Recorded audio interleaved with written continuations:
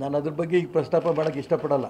ಯಾಕೆ ಅಂದರೆ ಇನ್ನೂ ನೋಡುವಂತೀರಿ ಏನೇನು ಜಾಸ್ತಿ ಆಗುತ್ತೆ ಏನೇನು ಬಿಡುತ್ತೆ ಅಂತ. ಈಗಲೇ ಹೇಳೋಕ್ಕೆ ಇಷ್ಟಪಡಲ್ಲ ನಾನು.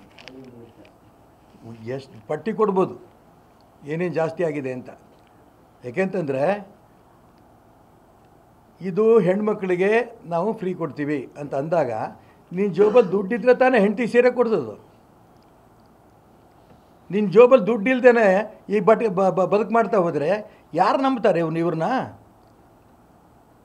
15% ಜಾಸ್ತಿ ಮಾಡ್ತೀನಿ ಅಂತ ಹೇಳಿದ್ದಾರೆ.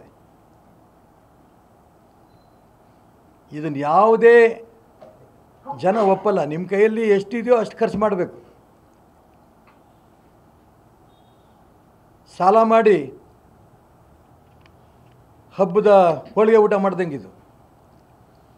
ಜೋಬಾಗೆ 8 ಅಣೆ ಇಲ್ಲ. ಸಾಲ ಮಾಡಿಕೊಂಡು ಈ ರೀತಿ ಗ್ಯಾರಂಟಿಗಳು ಸ್ಕೀಮ್ಗಳು ತಂದರೆ ಇನ್ನೇನಾಗತ್ತೆ?